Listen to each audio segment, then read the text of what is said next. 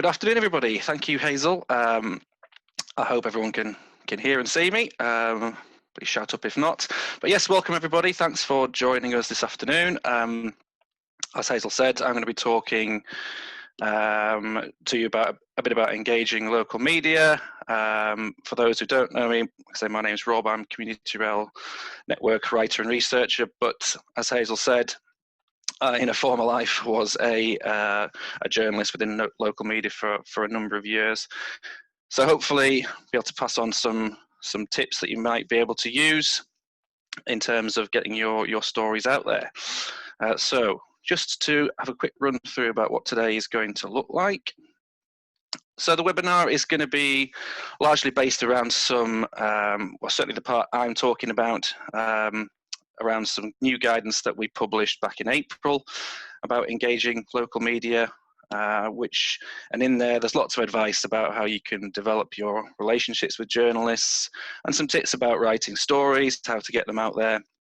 So what I'm going to do today is not go through the guidance in full. Hopefully you've seen this and perhaps had a chance to read it, but it's just to pick out some of the particularly useful, hopefully, sort of hints and tips that you might be able to take away, like I say, and use. So in terms of the format of the session, like I say, I'm going to delve a bit deeper into certain parts of the guidance. We're going to talk about developing media relationships and how important that is. A little bit about writing for local media. We're going to look at some mock example press releases, just to pick those apart a little bit. One of those will be involve a task for yourselves. And then, like I say, we've got some great case studies coming up a bit later, Mark and Neil. And then I think there'll be a chance to ask some questions throughout if there's any particularly burning issues, but if not, there'll be a Q&A at the end. So what we'd like you to take away from today is to use the advice to try and increase your confidence with media, developing and maintaining those relationships, thinking about ways you can put stories together to maximize your chances of coverage, become a bit more comfortable in writing, putting together and getting your press releases out there, and learning from the experiences of our case study groups and the success they've had and the experiences they've had. It might seem slightly strange to be talking about media coverage and with all obviously what's going on in the world at the minute with COVID and all the restrictions, but you can still use this time in terms of media to keep things ticking over and to look at updating your contacts, things like that, which we'll highlight and mention as we go through the first part of the presentation. So before we move on to the guidance document itself, I think we're just going to launch a little quick poll question, which just talks about your feelings on your current relationships with your local media. So I think you'd be given a couple of options if you could vote on those while I just bring the next document up. Okay, so I'm just about to launch the polling now. You will have around about 1 minute. And the question is, how do members feel about their current relationship with local media? And remember, your response is anonymous, so please don't be afraid of answering. So launching the poll now.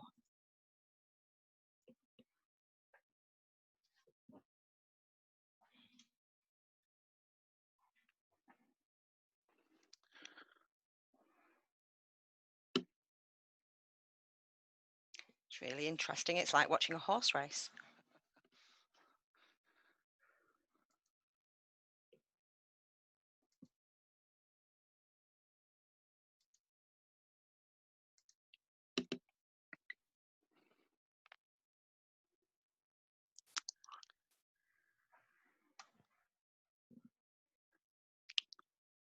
So 92% have voted at just a few stragglers left.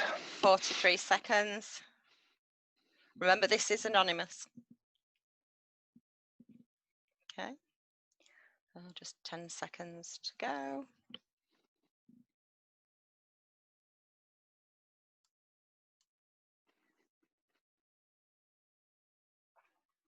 Okay.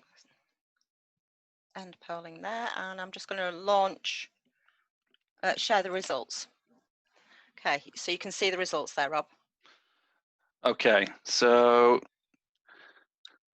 just a small amount of you saying that it's going well. You've got established and effective contacts. Most people feel it's okay, but it's an area you'd like to improve.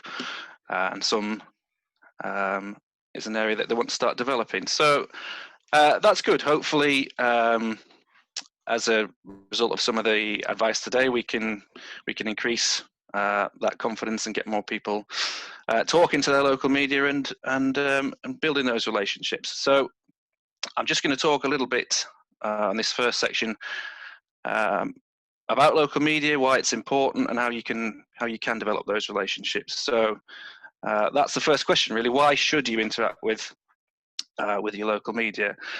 I mean, media is changing. Like it says there, in today's digital age, newspapers, print media has changed, but getting coverage in your local media is still a great way to promote your group, your partnership, and the work you're doing. It's a way of reaching thousands of people, and it can also be used not just in terms of raising your profile with the coverage, but it can be used, for example, as evidence for projects that you can show to funders.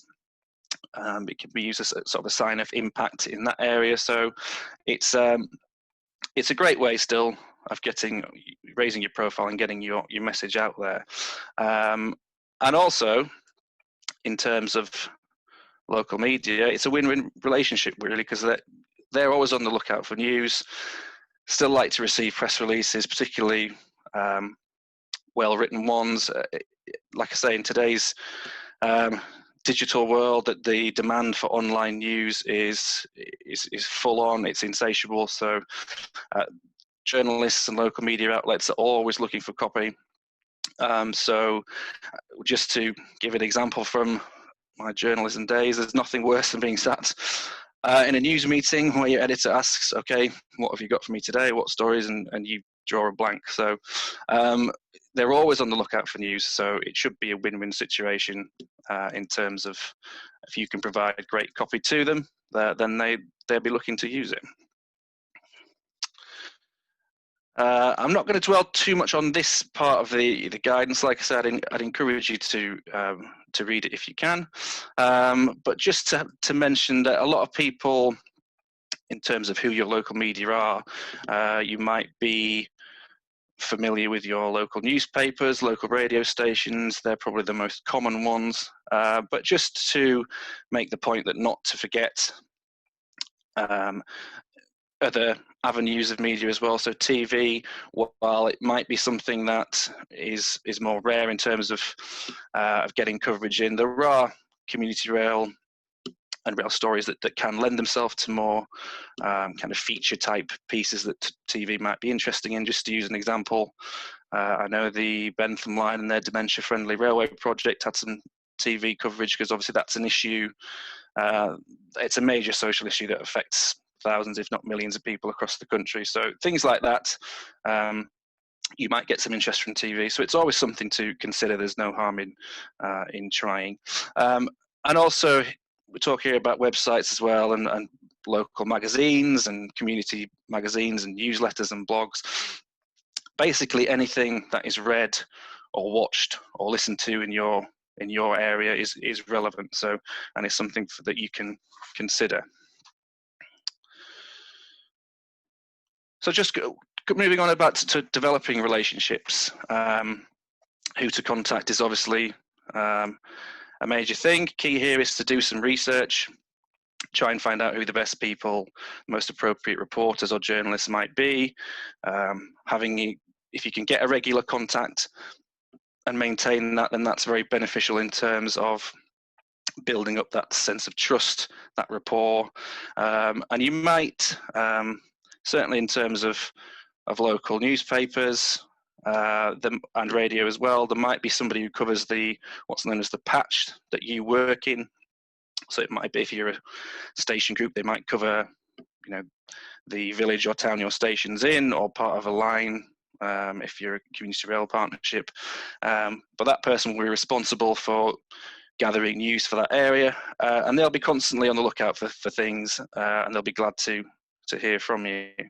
And once you've done that, it's basically just a case of trying to, like I say, build that relationship. So give them a call to let them know who you are, what the group does, exchange all contact details, make that connection, and then after that, just keep in touch.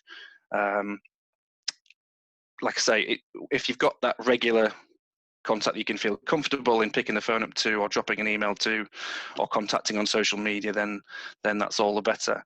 And one very good tip, which I'm sure a lot of people do, but just to highlight it, that once you do get your contacts, keep them in. I mean, we've called it a database here. It could be something as simple as an Excel spreadsheet, just so that every time you put a story out, you can just refer to that straight away, and you know who you're contacting. You can also put little details in there about, as we'll come on to, when might be good times, days to contact individual reporters or media outlets. And we mentioned at the start about things you can be doing at the minute. Well, the sort of restrictions due to COVID-19, updating this or seeing if there's any other media outlets that you could add to your database is something that you could be doing at the minute as things stand. And having that relationship really helps with this, which is when you've got a story that you want to put out there, you've got that relationship where you can ring a journalist and say, "Hi, how's it going? How are you doing? We've got this story." You can give them a brief outline of what it is and say, "I'm about to send you the full press release." And then when it comes through, it's fresh in their mind, and that maximizes the chances of it being used. It sounds very simple, but it is true. Sometimes if you're a reporter and you're being bombarded with emails and things like that, if you get a call beforehand and it's someone you know, someone you recognize, someone you trust, and they tell you that the release is on its way, it's fresh in your mind, and it does increase the chances of it being used.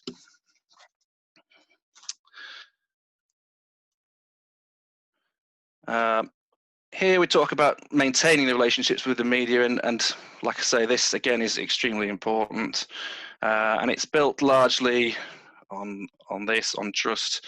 If you can gain, as it says there, a reputation as an individual or group that regularly sends interesting copy, accurate copy, things that are informative that people want to read, then reporters will come back for more and try and use your pieces wherever they can. We note there about accuracy being crucial. That is particularly important these days in the world of social media, where everybody's looking to pounce on every little mistake. So it's vital that what you send is accurate, so nothing comes back on the media outlet or the journalist that uses it.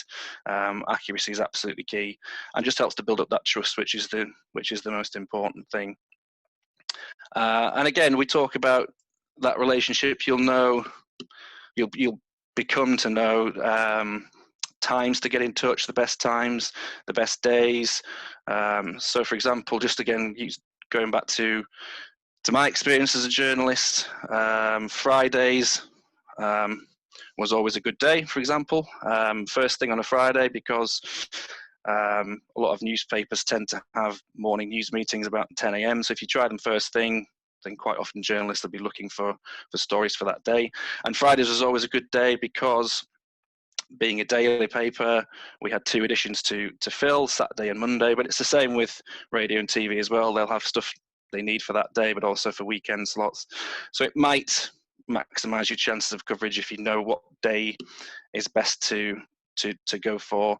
And again, think about deadlines for other outlets, weekly publications or monthly or things like that. But like I say, if you can build up that relationship with individual journalists, you'll get to know when and where to contact them. And a couple of things to highlight here as well. It says at the top about not being disheartened if your coverage, if your stories aren't used. That is true. It's everything's led by breaking news, so it might be a great story and it just doesn't unfortunately fit that day. But the point we make here, which I've highlighted with the arrow, that even if it's not used, again, to use an example of local newspapers, if it's not used fully in print, it might be cut back or it might not be used at all. Then it can be used online. Pretty much every story goes online these days, and also on social media as well. So this gives you another opportunity for coverage, even if you don't make a printed edition or you don't make a news bulletin on the radio, particularly if it's an event that you're trying to get the public down to. So there's always things like events diaries and what's on guides and things like that that it might be used in if it's not used as a main story. So don't get discouraged, keep sending things, and like I say, that's having that relationship with individual journalists and media outlets will help that. Rob, can I just come in here a second? You can. I was just about to say, is there any questions at this before I move on to the next section? It's an observation actually, and it's from Catherine Simmons. I hope you don't mind me saying so, Catherine. Sorry about that. She says her local paper only has a page on the website to upload releases and pictures to. This means I do not have a personal contact, and it's hard to tell if a story has been picked up. Have you got any advice about that, Rob? Oh, that's a tricky one. Are they able to say who is responsible for uploading content to the website? That would be the key there. So let me. I assume that is monitored and not. Yeah. Oh, but it is tricky if you don't have a personal contact you can either speak to or converse with over email. Catherine, I've just unmuted you. If you can, yes. You just fill Rob in. Can you hear me? Yes, I can hear you. Yeah. Okay. Yes, it's just it's a bit of a strange system. You can't seem to get hold of an actual person. You just upload your written information and then your picture. Right. You never hear back, of course, whether it's actually been picked up or not. I upload things to Twitter and websites and things like that. I suppose it's just the local newspaper, which covers the majority of my life, well, all of it. Is there no? Is there a contact email or phone number if you've got any queries about how to do it or anything like that, or is it all? No, it's all online, which is really not. I want to speak to a person. That's tricky. Okay. Can I just come in here, actually? We've got an answer to this, or a possible answer, from Rebecca Cattrall from Devon and Cornwall. There we go. Rail Partnership. Thank you, Rebecca. Rebecca says, often if you scroll down, there is a very small Contact Us link, which will detail who is who. The online form is more for individuals. She says, I think you will find. Okay, I'll have a rootle. There we go. Yeah, lovely. Thanks, Rebecca. And thanks for that question, Catherine. Yeah, I mean, all I would say on it is, like I say, there must be somebody who is monitoring the page. So just, try and find some way to get through to that person, whoever it might be. And don't be put off if you feel things aren't being used. Just keep submitting your stories is what I'd say. And there's one more question, perhaps, before we move on. Is that okay, Rob? Yeah, that's fine. Peter, is it Peter? It says Peter M. I'm assuming Peter Main, but I may be wrong, so apologies if I am. Peter says, is it better to send individual emails, or is it acceptable to copy to a press contact list? I think possibly if it doesn't add too much work onto you, then it's probably nice to do it personally if you can, particularly if you have slightly different relationships with journalists. You might know one slightly better than another, and you might be wanting to send the emails at different times depending on, like I say, when people's deadlines are. But I mean, if it has to be a group email, as long as it's not huge, then fair enough. But if you can personalize it, because it may work better, because you might just have slightly different things to say or points to emphasize to different journalists, having built up that relationship and kind of knowing what they're looking for. Okay, thanks, Rob. Just one note, I'm really sorry, I forgot to mention to everybody, we're not having a formal break during the webinar. So if you do need to pop off for a quick comfort break, please do that. Obviously your cameras and your mics aren't on anyway, but please make sure you rejoin us, won't you? Okay, and back to you, Rob. Okay, thank you.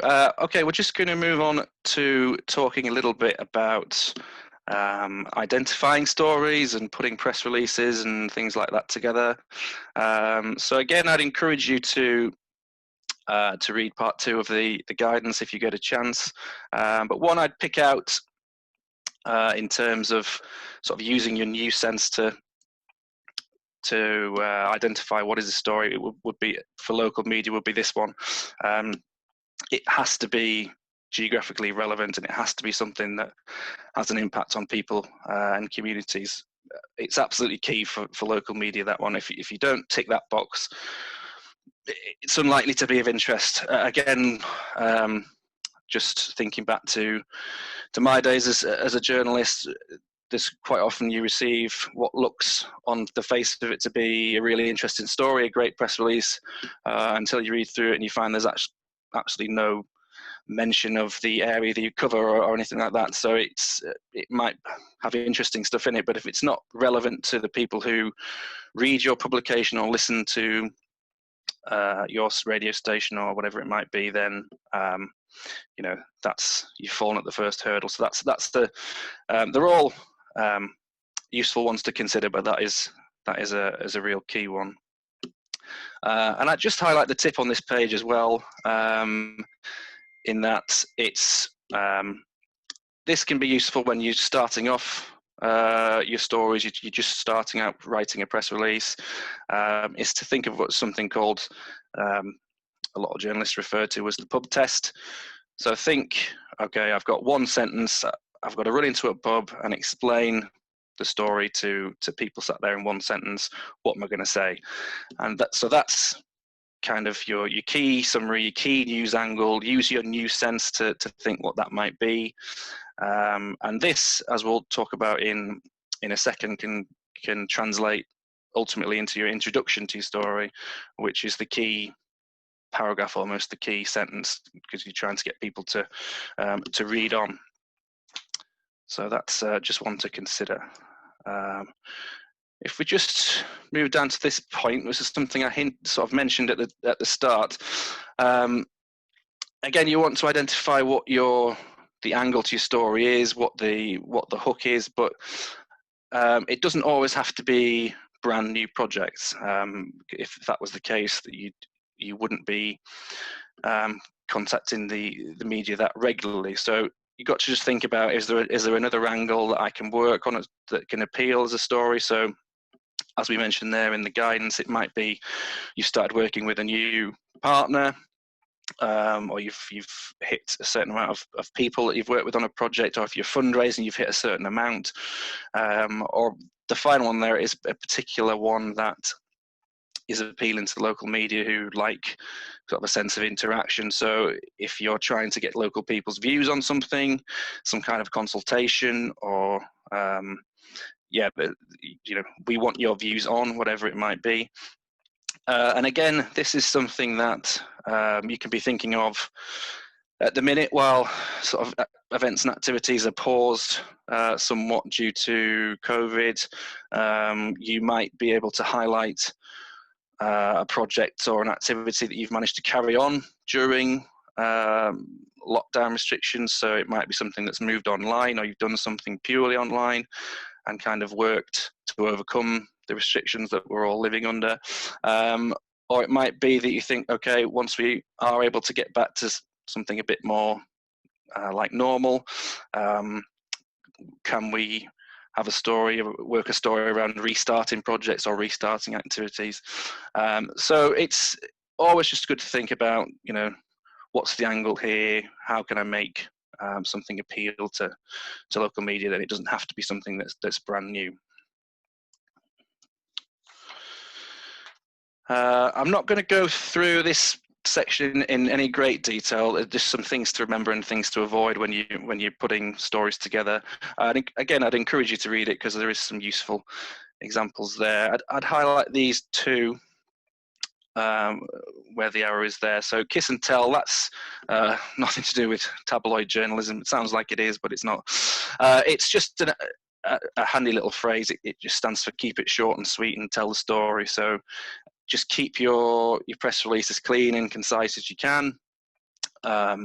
Check through every paragraph or every sentence, or even down to every word. And if it doesn't add anything, then don't be afraid to lose it.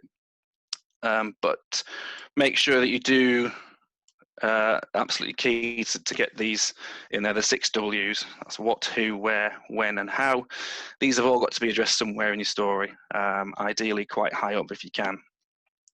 So just once you've written something, have a read back through it and just make sure that they're all answered. And just one of the things to avoid that I'd highlight, because it's sometimes particularly relevant to stories involving rail and the rail industry, is jargon. Everybody loves an acronym in the rail industry. There's no and community rail, no doubt about that, which is fine. But you've always got to remember that your audience, so the people who'll be reading the story or listening to it, are not necessarily followers of your group. They're the general public. So you just got to imagine that they've got no or very little knowledge of what you do. So just be as clear and state things as simply as you can, and keep that jargon out of it. This next section of the guidance is about putting together press releases. Again, I'm not going to go through it in full. We're going to look at a couple of press releases in a little while, just to give you some examples. But one thing I would highlight is this. We talked about the pub test before, and when looking, that can help you with your introduction, which is the absolutely key to people. It's the first thing that a journalist or a reporter or an editor, if they're picking the story up, will read, and you need to get them to read on. You need to make an impact start that they think, oh, what's this? This is of interest. And you've also got to remember that if a way to look at it is if everything else from the story was cut and you were only left with your first sentence, your first couple of sentences, would that stand alone as a summary of the story? Have you got the main point across? So if, like I say, if everything else was lost, it would still make sense to readers or listeners. So that's another thing just to think about when you're putting stories together. Again, quotes are useful. Make sure you've got quotes in anything that you put out there from someone relevant within your group. This allows you to get the non-factual information across, so the opinion, the emotion, and it injects a bit of colour and interest into the piece. We'll look at some quotes in one of the example press releases, but just to make sure that you always have them in there. As long as you do a quote in the voice of Kenneth Williams. No, there's no impressions going on in this one. No. Nelly. Yeah, and this is another section I would highlight here, that it's useful in terms of, because it's something that you can keep and use again more than once in the press releases that you put out there. So, which is the notes to editors section. So you might have a lot of background information that is useful for context, and you want a journalist or a reporter to know, but it doesn't really, you can't really fit it in the main body of a story or a press release. Just to talk about word count here, a lot. Speaking again from my time working in local newspapers, a lot of newspapers now will have templates where reporters write directly onto pages and are therefore restricted to the amount of copy that will fit there. So anything above 500 words at the very sort of top end will be cut back. So there may be information that you want those people to know, but doesn't fit in the body of a press release. So notes of editors is where you can put that information, or call it background information. So it might be a bit more about your group, a bit of more general information. It might be some projects that you've been involved with, or awards you've won, things like that, or who's involved. And it does give very useful context. And as we say in the guidance there, that it might it might give reporters the chance to add more weight to a story if they need to, or they might think, oh, that's interesting, we'll do a follow-up piece on that. So, and once you've got that section kind of written up, you can use it in whatever press release you put out, because that information will be relatively consistent. So it's just something that's to consider, that is useful to send out. Again, I'm not going to dwell too much on this section.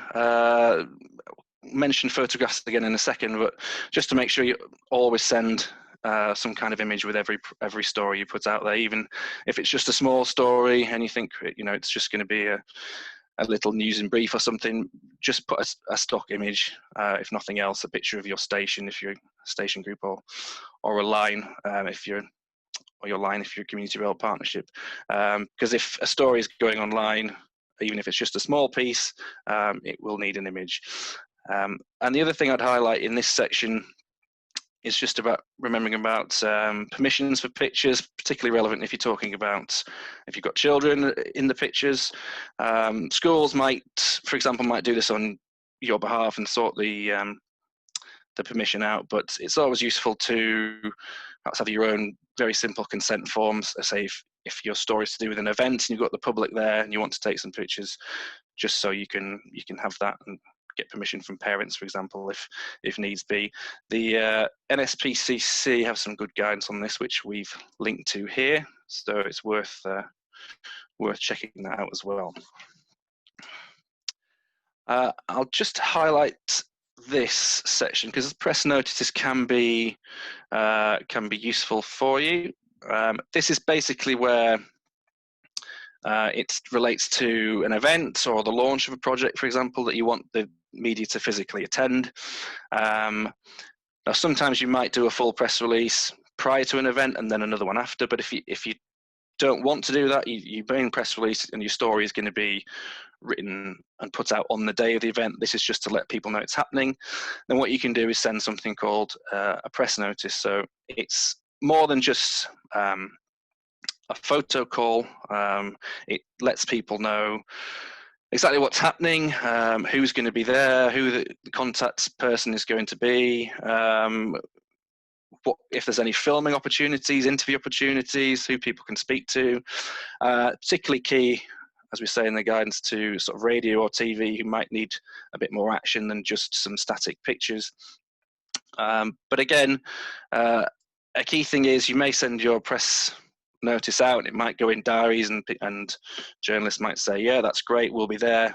But on the day, other things may take over, and that might not be the case. So just the key to mention there is to make sure you have the capacity and the contingency in place to take your own pictures, film your own little video clips.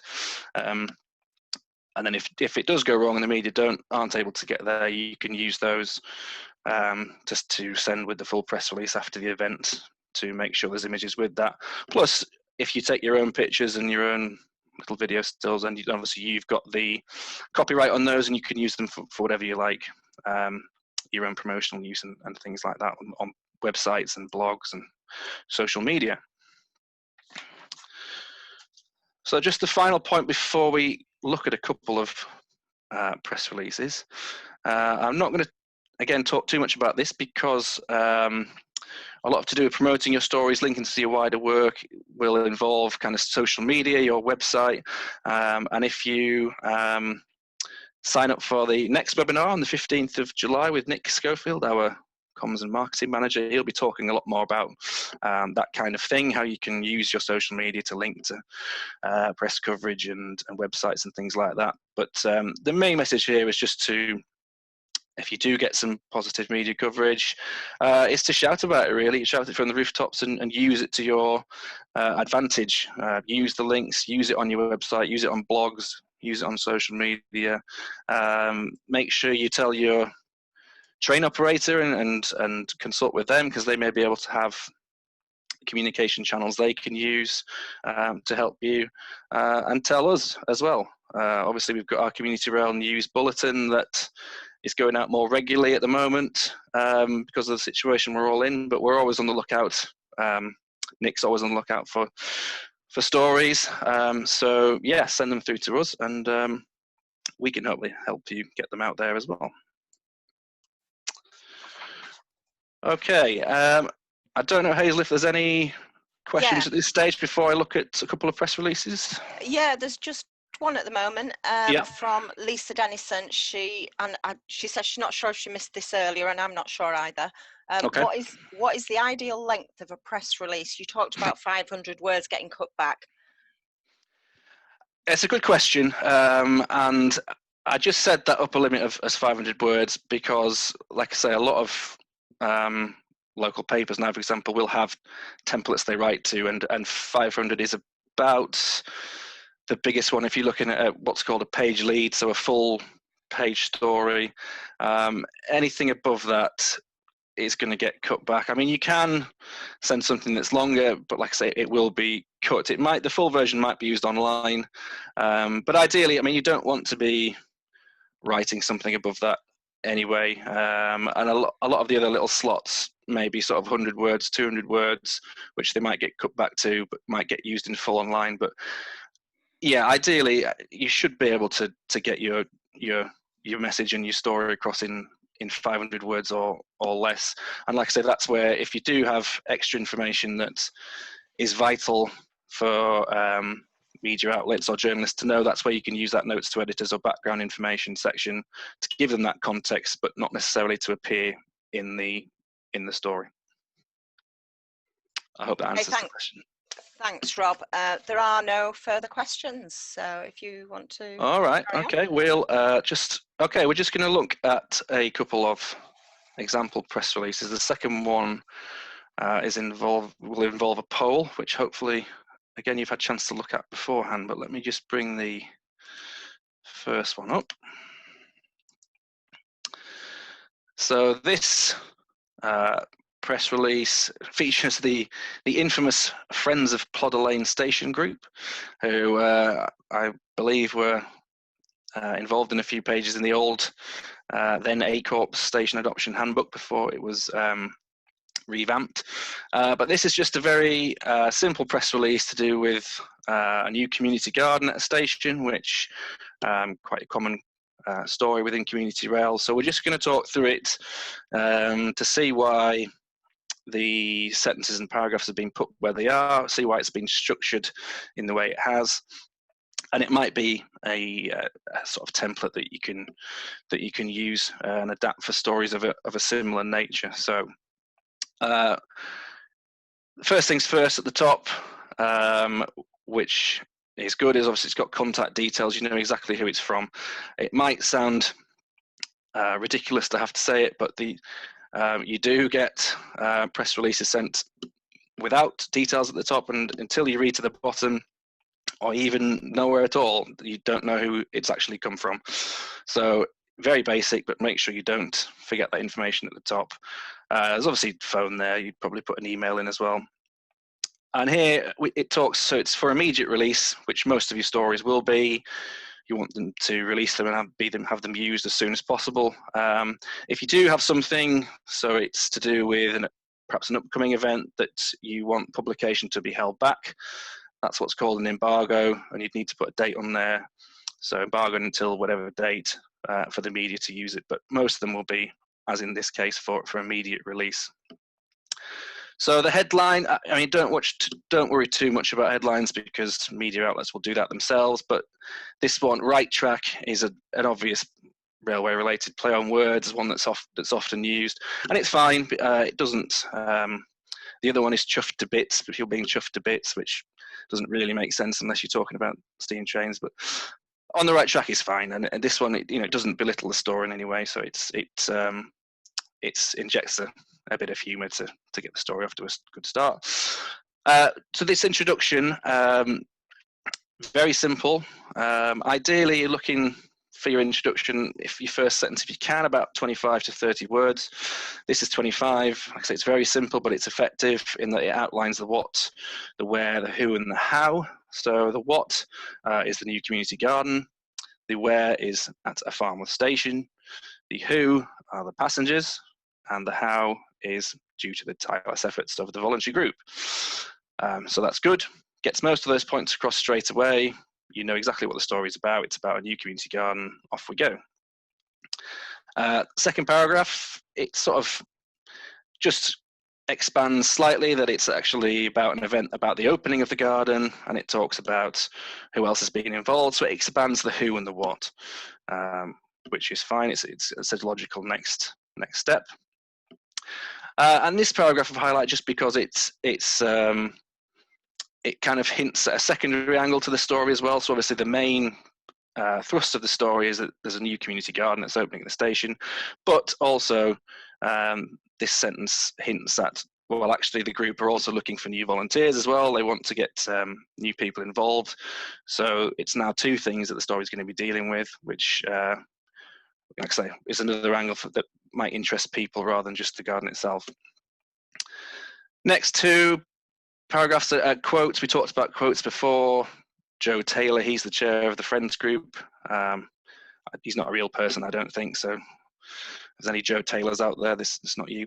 But he talks, it's good here to use the quotes to inject, like I say, a bit of emotion, a bit of colour. So he talks about, there's words like thrilled and delighted, and pride. So it just gets across that emotion. It's the non-factual stuff.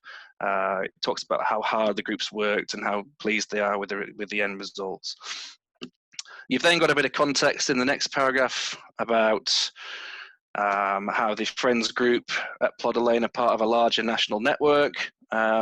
If you're really struggling for space, this might be something that could go in your notes to editors, background information. But for this one, it's good to give the reader that context. It just explains that the group are part of a wider national thing. Another quote from somebody different in the group. That's nice to add a bit of variety. And again, it gets across that emotion, talks about, uses words like special and pride again. And then towards the end, you get sort of the nuts and bolts of the story. So, when the opening is actually going to be, who's going to be there, what the kind of attractions are. So, tea and cakes, and everyone's welcome to attend and things like that. A nice quote again from Mr. Taylor to draw things to a close. And again, it talks about that secondary angle and it develops that a bit further. So he says in his quote, we'd welcome the involvement of new people, talks about the benefits as a good fun way to meet new people.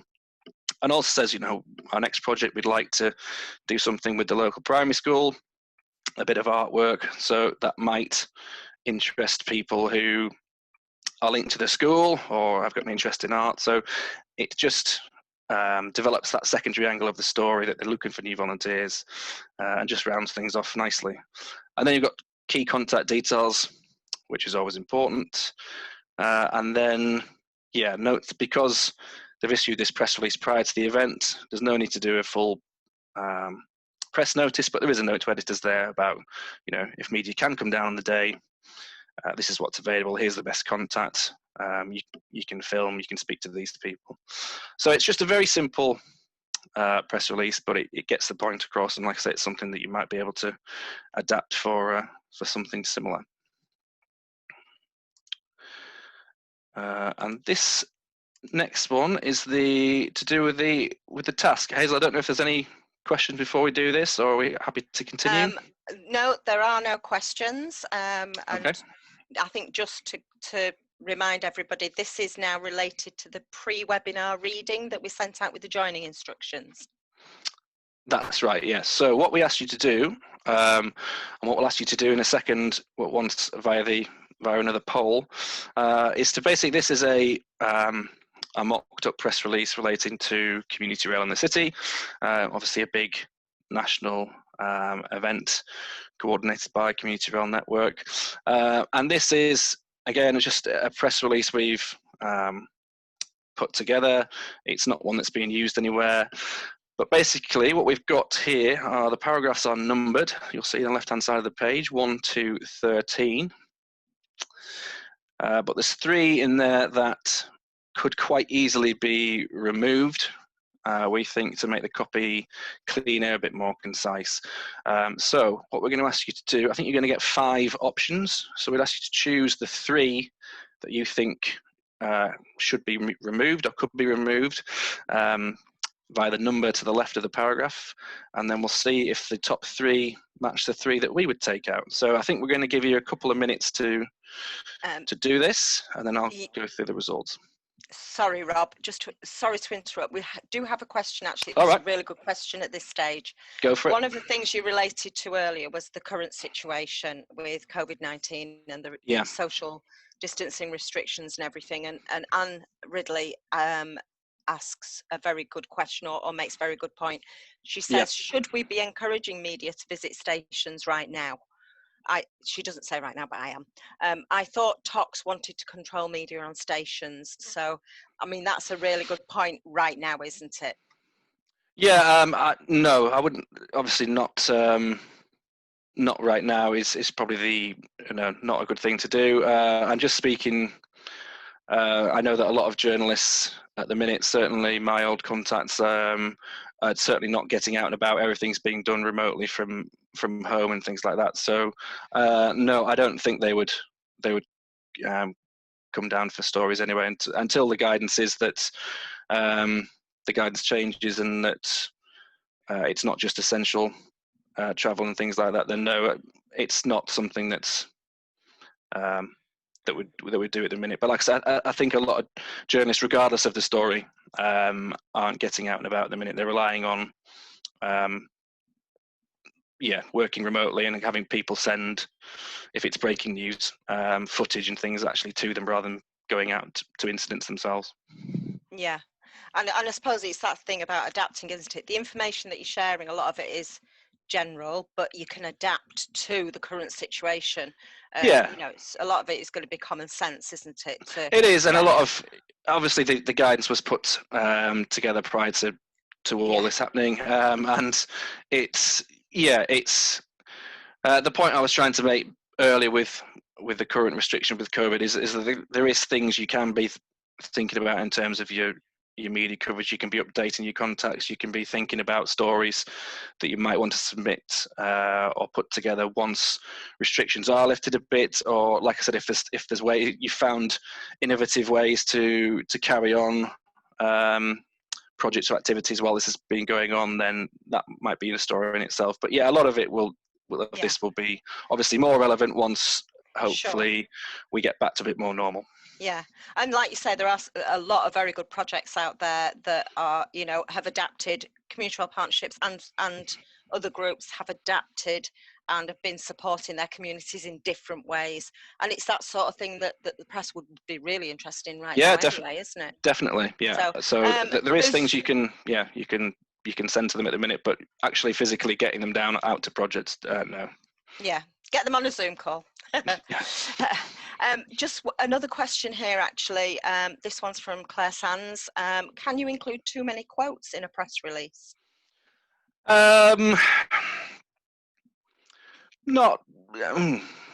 Well, there's no right or wrong answer to that, really. I mean, you can perhaps quote the same person a bit OTT, I guess, but there's no hard and fast rule about how many quotes you need or what the upper limit is. What we try and what I'd say is that it's good to get a strong quote, a leading quote in as quite high up in the story if you can, so about the 4th or 5th paragraph if possible. So you get your introduction, you set the scene in terms of the main angle, and then a quote nice and high up is good. It's good to quote different people for a bit of variety, but there's nothing to say that you can only have 3 quotes in a story. You can have as many as you like, but just do bear in mind, obviously, if you endlessly quote people, then your word count is going to, be very high. And if there's key factual information there that is vital to the story, then quotes can be the things that will get cut first. So my advice would be just use your news sense and don't be OTT about it. Yeah. Apologies, Anne. I misread your question earlier. You actually weren't referring to now. You were just referring to generally about talks and media. And actually, Andy Harrowell has provided an excellent answer to this. Okay. So Anne's question, I'm sorry to go back to this for everybody else, but Anne said, should we be encouraging media to visit stations? I thought Tox wanted to control media on the station. And she did send a note behind that, not just now. Okay. And Andy provided an answer saying, from a TOC perspective, I think it's always good if a CRP speaks with their contact or the media team to discuss a media visit to a station in advance. Often people need to be accompanied, so good to check.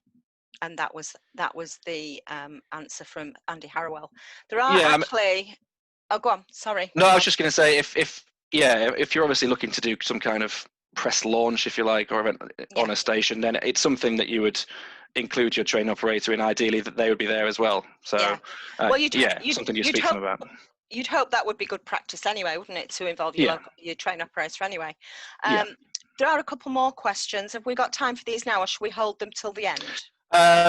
Just looking at time, might be better to hold them. So I'll just. So Lisa and Fiona, will just hold your questions until the end, if that's okay. Okay, so we're going to launch this poll now. I think. I hope everybody understands what they need to do. So it's to choose the numbers of the 3 paragraphs that you would get rid of to make this press release a bit better, a bit cleaner. So, Hazel, okay to launch that poll? Yeah. So, like Rob said before, the idea behind this was that you read the press release before you came on. If you haven't, then you might not be able to do this. I did say press release. So you need to choose 3 out of the 5 paragraphs below that you think can be removed from the press release so it reads more clearly and concisely. And your response is anonymous, so please do go ahead and vote. And you might as well vote anyway. There you go. Yeah. We're launched, and we'll allow about 90. No, we can't. No, there's no point of that actually. Just we'll allow the same, about a minute, because you can't really read through it anyway. Yeah. Okay.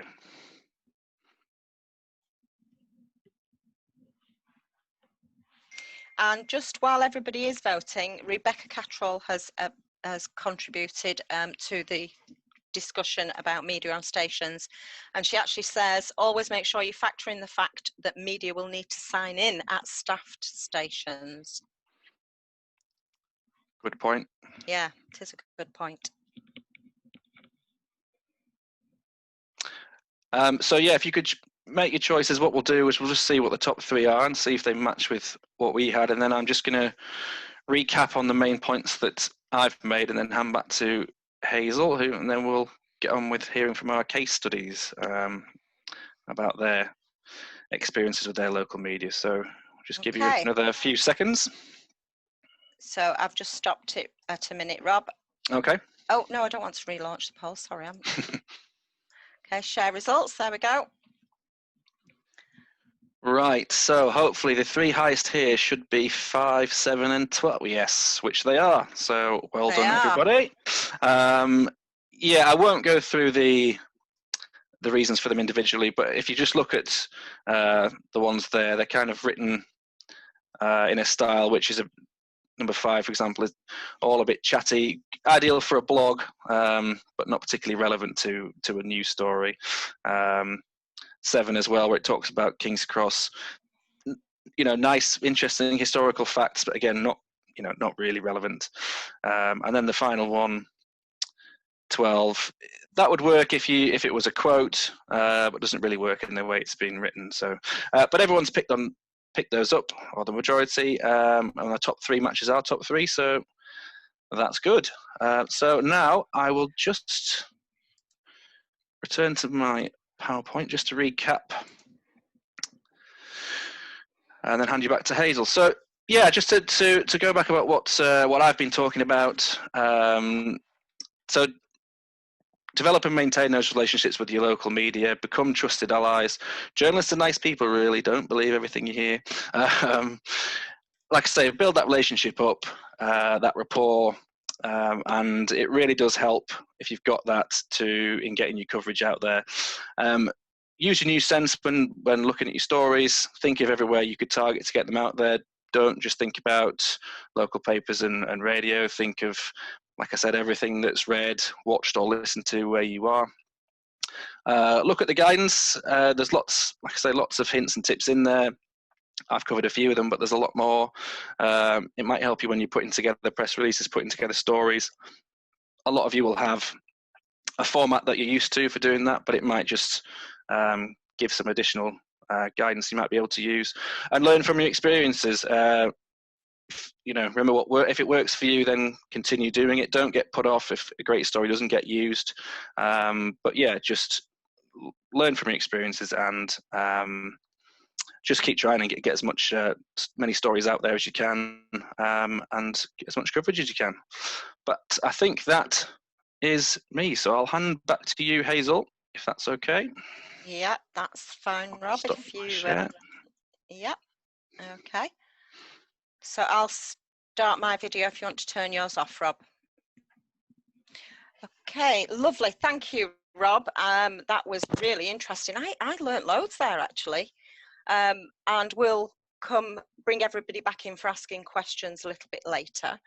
But we're delighted to have Mark Miller, who's Community Rail Officer with East Hampshire CRP and Three Rivers CRP, joining us today to share how he's achieved quite a lot of success with his press engagement. So I'm going to hand on to you, Mark.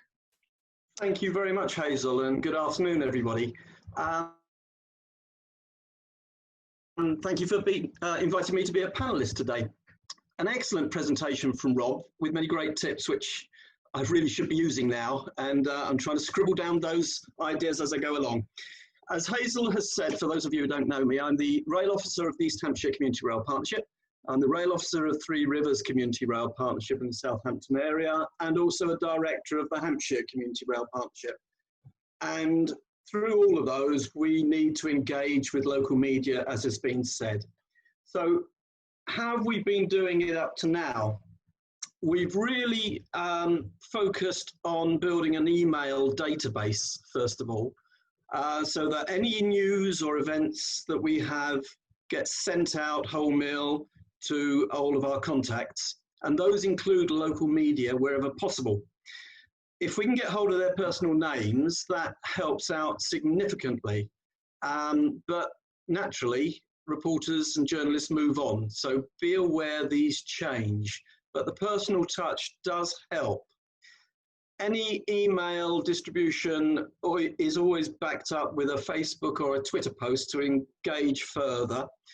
And on the whole, this has helped raise our profile extremely well. And media has engaged with us through picking up different stories.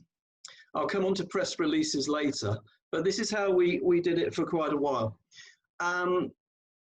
Where the media has contacted us following an article, we've had the BBC South TV transport correspondent contact us because we send out the passenger figures each year from the ORR, and he doesn't tend to get those. So we are a go-to place for information about rail usage. The Daily Echo newspaper in Southampton often contacts us for timetable changes and implications on different parts of the city or the city region. And then on a more local basis in East Hampshire, the Petersfield Post or the Liphook Herald has contacted us on timetable issues and also infrastructure developments, such as an Access for All bid we put in for Liphook Station last year. So getting your message out consistently does seem to work. Why do we do it? Well, I'm teaching you to suck eggs here. Promotes the railways positively. It promotes individual events and issues that you wish to raise as a community rail partnership. It also raises the partnership's profile, which we're all in the game of doing. And sometimes it provides information which the TOCs are not focused on. They're big organisations, often with big stories. and so consequently may not see what's happening on the ground, and that's where our role comes in quite more significantly.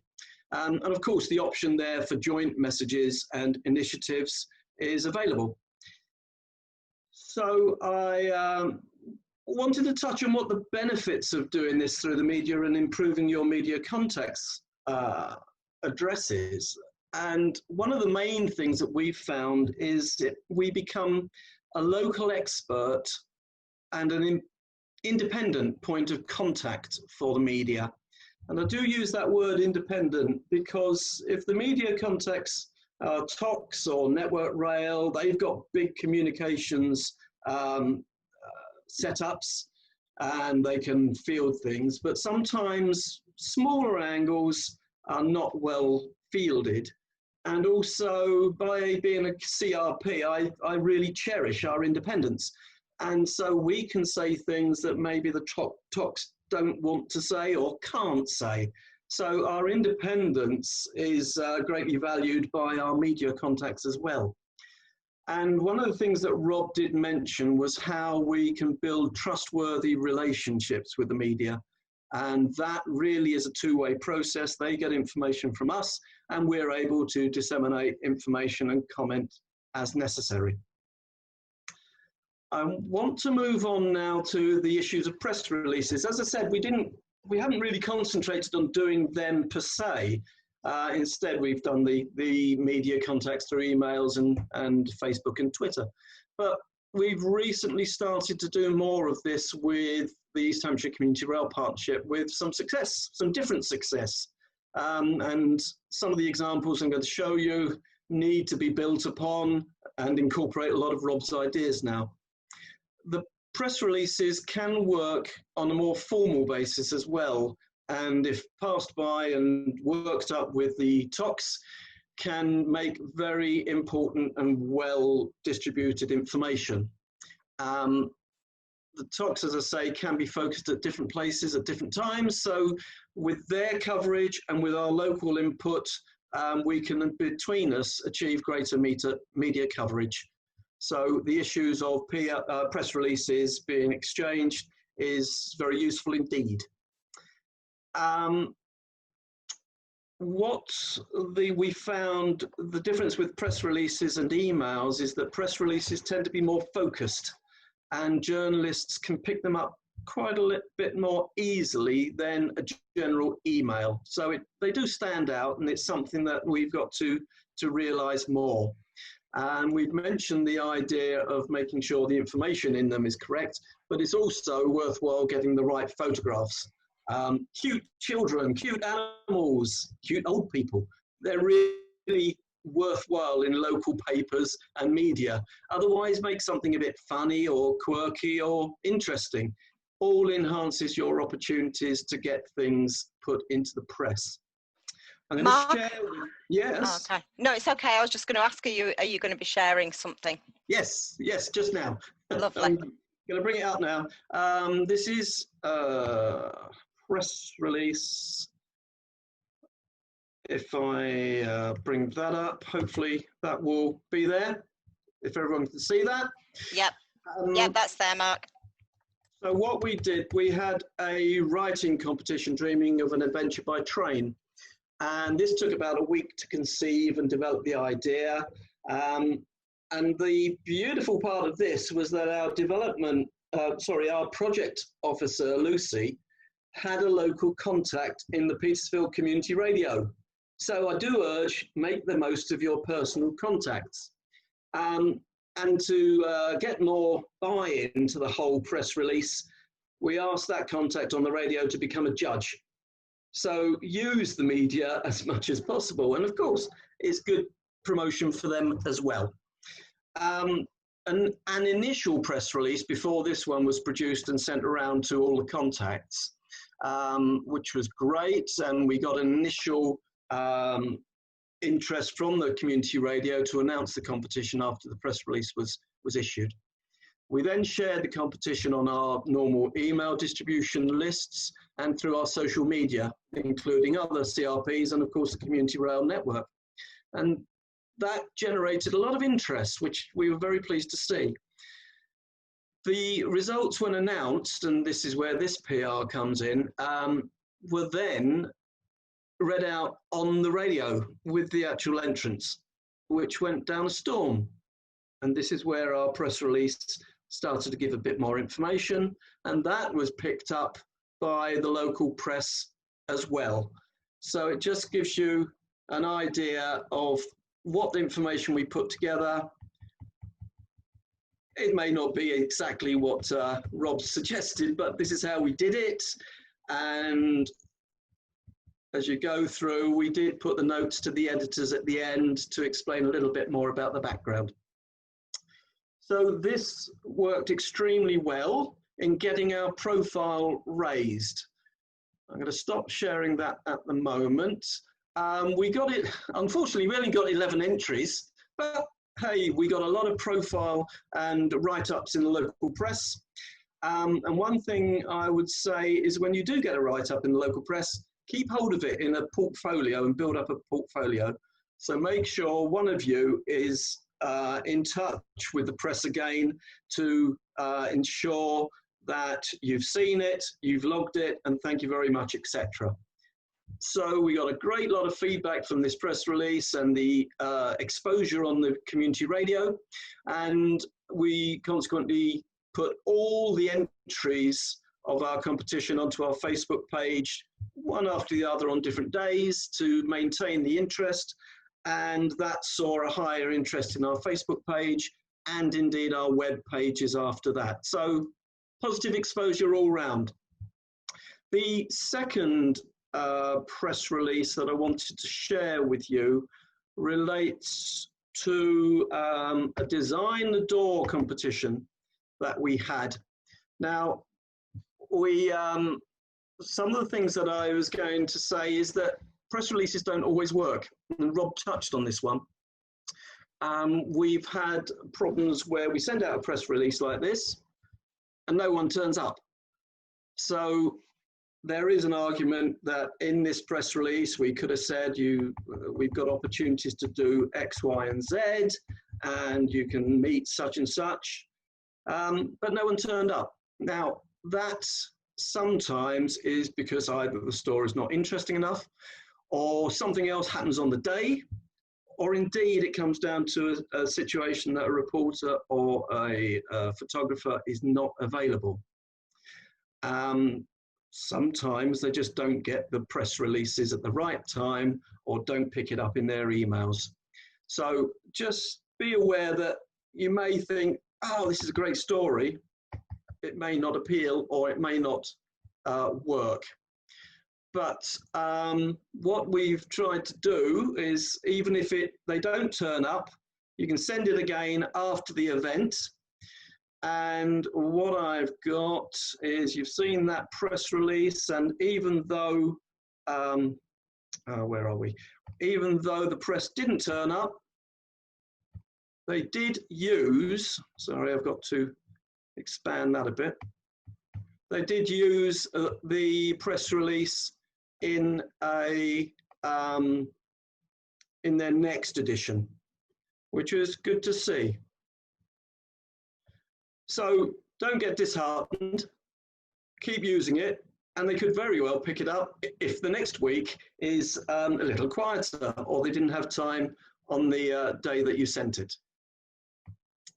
So we're currently working on a comprehensive media spreadsheet to improve our contacts with the local media. And that's going to be an Excel spreadsheet looking at the press, the TV, the radios, the daily and monthly newspapers. And we want to see if we can develop this further to improve our reach. So look out for that, and I think that will be a good thing. I've mentioned that things don't always work out as you think. One of the particular issues that I have, being last minute miller, I tend to miss deadlines. So the papers are daily or weekly, and even worse is the local newsletters are monthly or bi-monthly, and completely off my radar unless you plan. So please get planning, because that does help. Some of the top tips Rob's already mentioned. Make the PR, the emails interesting and useful with quotes and photos. Keep alert to the deadlines, I say rolling my eyes, and see what best times to send things through to the journalists, not like me sometimes on the day before. It's not good enough. Give them a bit more time to organise themselves. As I said, send the PR after the events, because that can also be used if they don't come on the day. Keep a portfolio of cuttings. And something I wanted to touch on, and it's been mentioned a bit, is this trustworthiness. Be open and honest with your media. They want to have a relationship with you for information. You want to have a relationship with them for dissemination of information. So some of the tips is, if you don't know the answer, say so, and say you'll get back to them with more information. And they really respond well to that. Don't waffle, and don't come up with fake news. Current issue. And then one issue that slightly touched on before was the question of media control. And this really depends on how you work with your TOC. Because sometimes, being an independent CRP, you may have different views to your TOC. And other times they may have different views to you. So what we've tended to do down here is to make sure we disagree in private, and we have our arguments behind closed doors or on the telephone or immediate email displays, but not over the media. And you need to be quite careful how you talk to the media. I refuse to use the phrase slag off the railways. I will phrase my words in ways of saying, well, we think things could be a little better here or a little better there, or some more interest could be in this area, but I will not go further than that, because I don't believe that's good for us, or indeed our funders or our partners. So just be careful of balancing the independence and who's got the media control, etc. The last thing on that is, when you're talking to journalists, be careful of what you think is on the record and what is off the record. Now, I've found that by building a trustworthy relationship, I'm able to say to reporters, this is not on the record. And they have abided by that. And that's really helpful, building up that personal relationship where you can report things and they can find information, etc.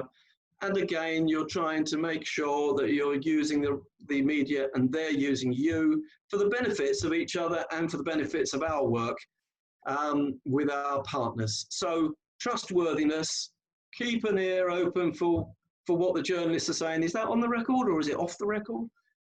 Be accurate, and you should get a good relationship with your media. I think that's all I need to say at the moment, so thank you for listening, and I'll hand back to Hazel now.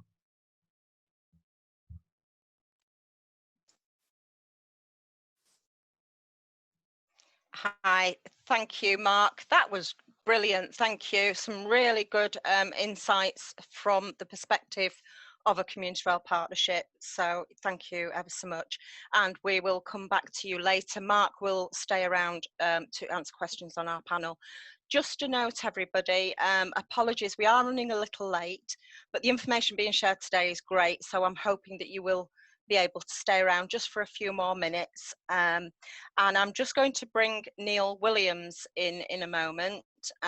Neil is going to share some of the success that he's also had engaging with local media with Friends of Glossop Station. Neil is on audio only, so he will just talk us through and he'll give me some directions for sharing his document. So if you will just bear with us. Hannah is going to switch her video on now, just so we don't lose the connection with video entirely. Okay. Right, Neil, it's over to you. Okay, good afternoon, everybody, and thank you, Hazel. Interesting material from Rob and Mark too. Apologies for me that there's no visuals. My contribution then, it relates to a small voluntary group, Friends of Glossop Station. Now, we've existed for 13 years, and we're involved in a range of activities at the station, including gardening, the provision of community art and poetry, and the celebration of our, historical legacy. Now, we endeavour to communicate what we do, obviously, within our community and beyond. And to do this, we use, like most of you do, social media, news blogs, monthly newsletters, and hard copy displays up at the station. Now, we also organise community events, such as fun ones like Teddy Bear's picnics and Father Christmas events.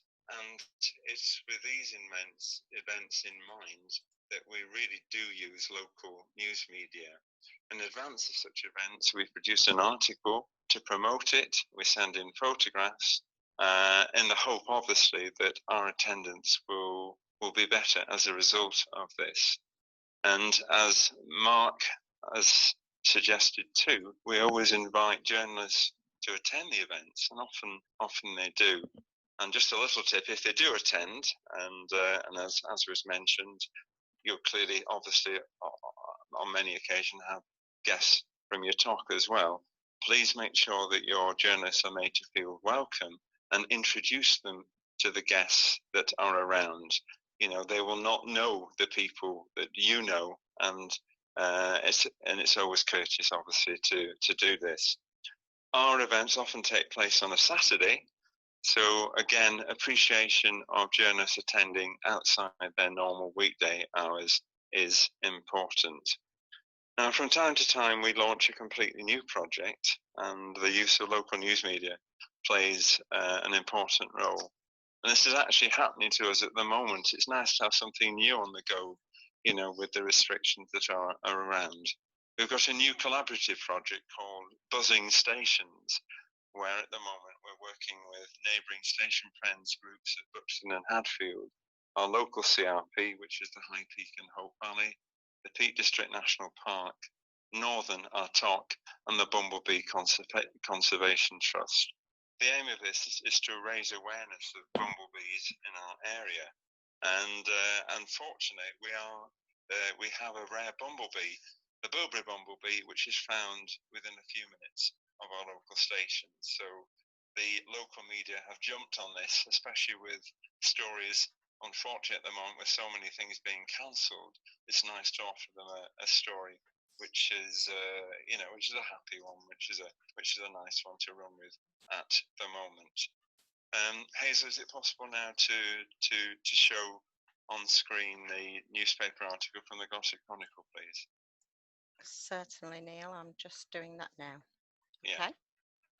There you go. It's on screen now, Neil. Okay. Hopefully, all of you can see now an article written by the editor David Jones about this project. Now, it was quite a challenge to write this article because it was a completely new concept, and most people within the community, of course, are not going to be making a link between railway stations and bumblebees. But I hope that within the article, as Rob has mentioned and Mark has alluded to, if you have a passion for what you're writing about, I hope it's really important that you try and convey that in what you do. So if you looking at the article in front of you now, I hope that it contains Rob's essential ingredients for news articles, and I've identified 7 of these here.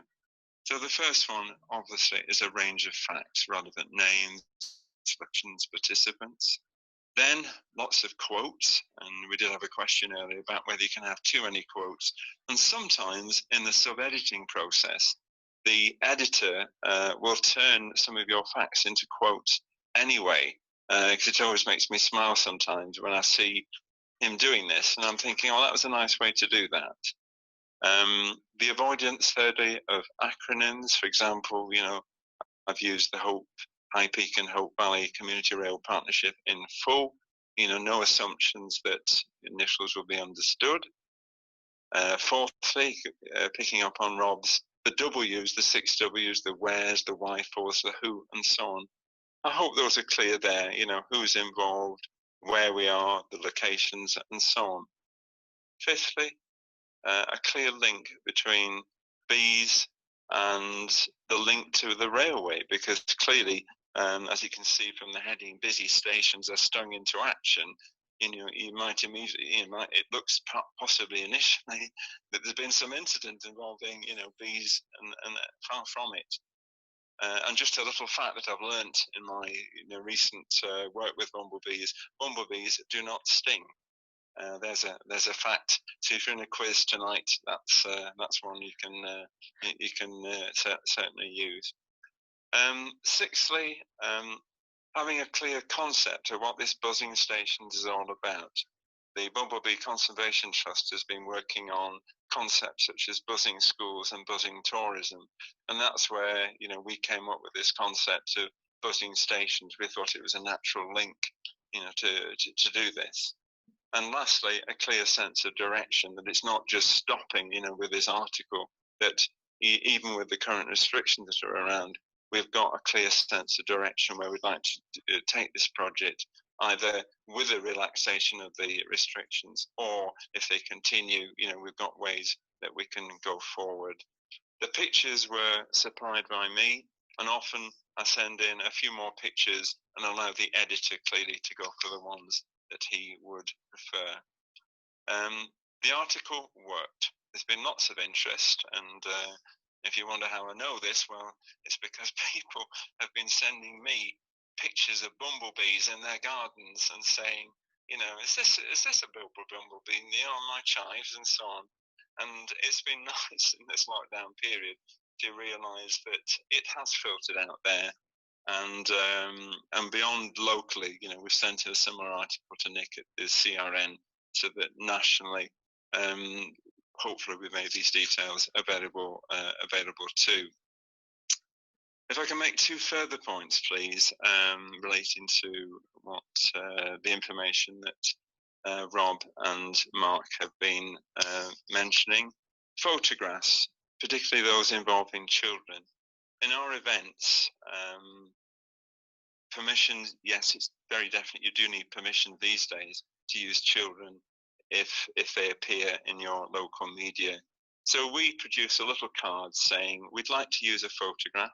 We give them, the participants, this card, making clear who we are, where this photograph could appear, like in the local paper, Northern's press release, etc., with a contact number, for us, and an email saying if they don't wish for this to happen, then please get in touch. I have to say that most people are very happy to have their, children especially have their photographs taken and be used, especially if the event, as hope is a happy one. It just contributes to the mood. What we have found at our Father Christmas events is that we try to use family snaps, family groups rather, for photographs. It's a lot easier to get names, and it works well. But one little tip: please try to get people's names accurately spelt. They're delighted to see their names in print, but they do like to see them, spelt correctly. And the second point for me is the one that Mark mentioned about being an independent friend sometimes. 2 years ago, we ran a campaign, a polite but firm one, seeking to retain our local trains, Class 323s for those who are interested, on the Glossop line. These were scheduled to go under the new Arriva franchise, but they are the best for our local line, which has a rising gradient and frequent stops. So to launch this, we ran a front page article in the local papers, and to arouse interest, backed up by social media. And over a 2-year period, we continued to publish information. We talked to as many people as possible to keep the idea that the current trains were the best ones for the line. And we were delighted that last year Arriva made the decision to keep these trains, and they're currently undergoing refurbishment, which proves that you can run a campaign like this in a friendly and informed manner, working with your top, and as Mark intimated, sometimes bringing in aspects that perhaps from the ground, so to speak, from the user's point of view, which is extremely important. So, in a way, that concludes, what I'd like to, offer as the contribution from Glossop. One final thing, as Mark stressed, it is important to read the articles that appear in the press. I always send in an email of thanks and try to comment on something that I liked. For example, the humour in the Busy Stations article. I don't know whether it's clear on screen, but you can see under the photograph he spelled beautiful, B-double-E. And things like that, I always, in my feedback, say thank you so much for making it, injecting a bit of humour in that way. And to finally, to finish, the importance, as Mark and Rob have stressed, of developing rapport and trust with journalists, with local news media. It really does make a huge difference. Once you're seen as a trusted source, then your aims of getting your work out into the community and sharing what goes on becomes a lot easier. Okay, thank you. Okay, thank you, Neil. Thank you, Neil. Apologies, everybody, if there was a little bit of banging in the background there. That's my fault. Neil, we're going to bring you in through a different route. Hannah's just going to contact you now because I'd like to bring you back in for panel questions. So, yeah, we'll speak with you shortly. Okay, thank you, everyone. Thank you. Okay, and if I can now ask Mark and Rob to switch their cameras back on and rejoin us, that would be great. Okay, thank you. That's wonderful. And we do have some questions lined up and we have some comments. So if I share some of the comments first. So Rebecca Catterall, again from Devon and Cornwall, says, following on from what Mark was saying about on and off the record, the BBC now has a number of local democracy reporters who attended public meetings, especially any hosted by local authorities. They may not introduce themselves and will sit in the back of a meeting, but as it is a public meeting, they will record what happened, including what people said, if anything controversial is said. It can be quoted, so just be aware of this, everyone. So apologies, I didn't thank Neil properly just then. Thank you, Neil. We have had some technical issues today, but that was really great. Thank you for your contribution, and we'll have you back in a moment on the panel as well. So some questions. I'm not sure, we'll see who can take these. Lisa Dennison says, this is going a little bit back, I think, and it might be for you, Rob. I believe there's a way of calculating the financial value to an organisation of getting press coverage. For example, are you able to provide this or point us to where we can get this information? That's a good question. Yeah.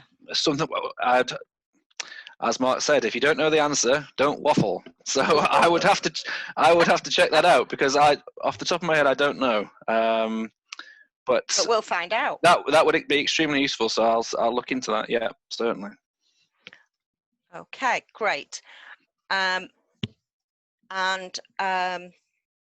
So Fiona Forsyth has made a contribution. It just says, I have in the past included additional quotes in the boilerplate or said additional quotes available. That was in relation to, can you have too many quotes? Useful if there are multiple partners. Caroline Holden says, is it useful to make your initial contacts by telephone? Have you found to introduce yourself and start to develop that personal contact with journalists?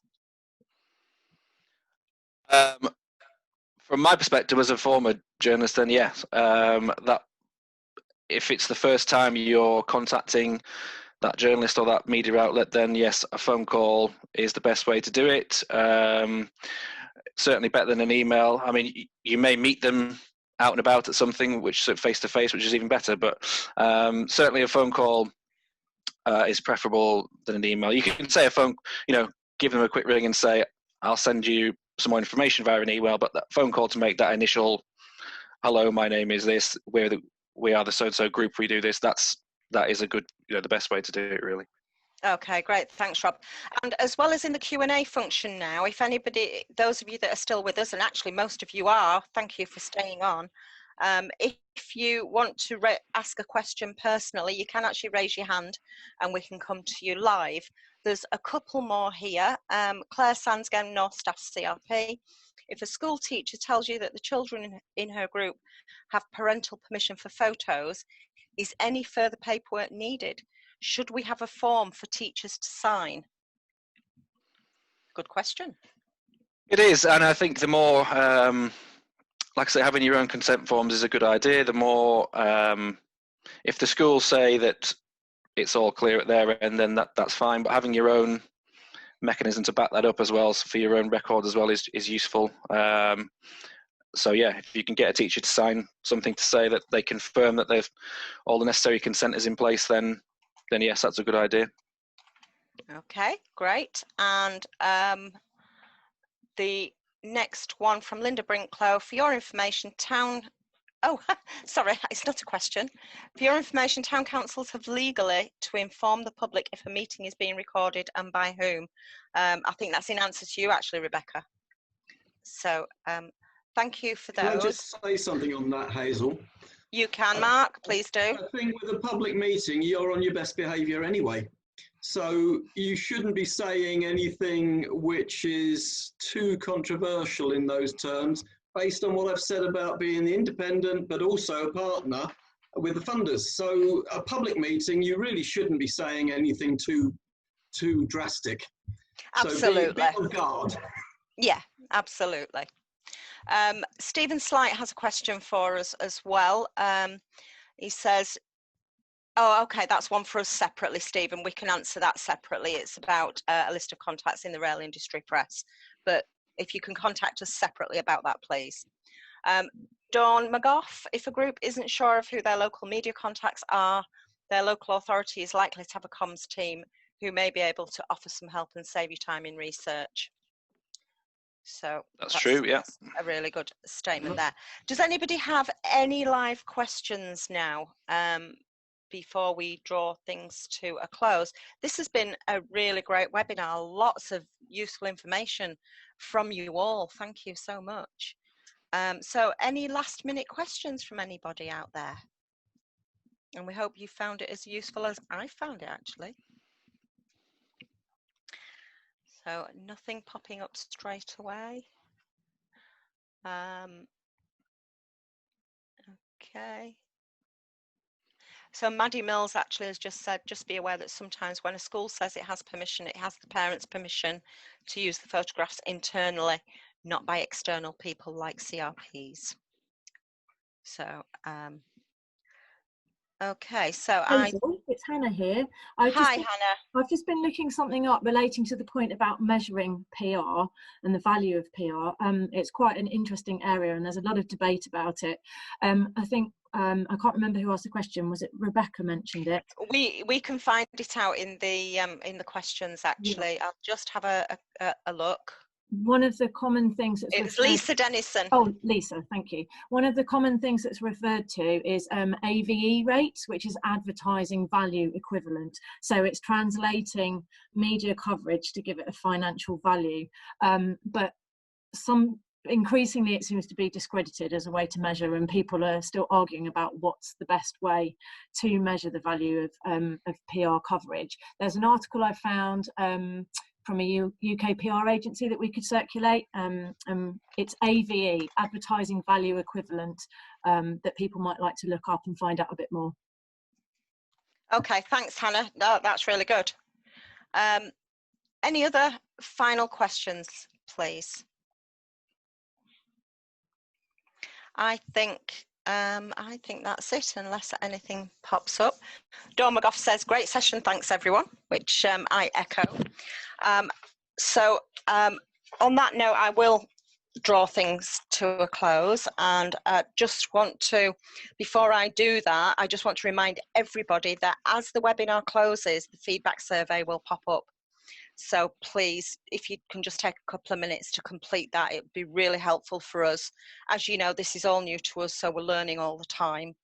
that would be great. Some of you had an issue with Eventbrite and tried to log in to the webinar through Eventbrite. We are going to be looking at trying to sync Zoom and Eventbrite to prevent that happening in future.